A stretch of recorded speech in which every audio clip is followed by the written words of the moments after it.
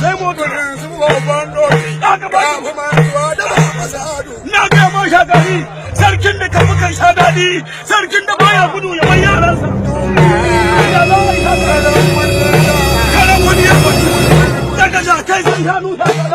Ai, wannan ba wannan bokan bane da na an shi wannan laya a gurinsa ya ce min tana yi na gwada kuma na sha da kat shi ne. Salamu alaikum. Kai, waye ya gaya ma a nan gurin ana sallama?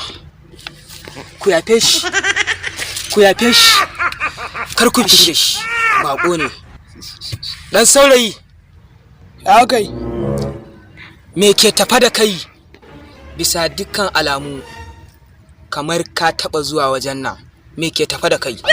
nan a gurin ka na zo na an shi laya, ka ce min tana yi kuma na gwada da ƙyar ma na sha. Don haka yanzu na zo ne ka bani ɗikuna ina in ba ka ba sai mun wahala da kai.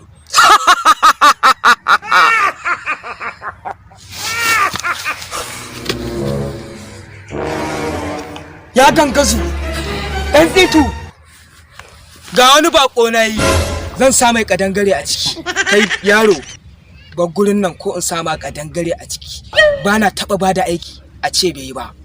Zan sa ma jangwala gwada a cikin cikinka. Kadangare, to ka samun kare ko mage na ga sun fi shi girma. Haka ce? To bari in gwada ma. Matsafiya, matsafiya, tsafi fir.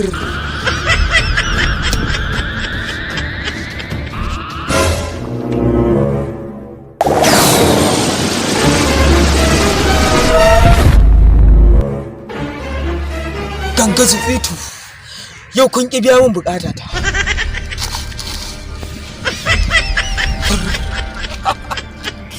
Ka gaba duk wani alayan da za ka yi dole sai ka bani kuɗi na a nan gurin ko kuma ni ma in nuna ma ƙarfi na in batar da kai a nan gurin.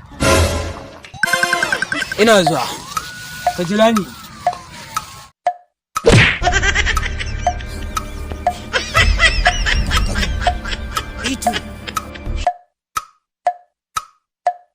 Duk sai ne maganin irin ku bokayen kada sai ku dinga batar da mutane.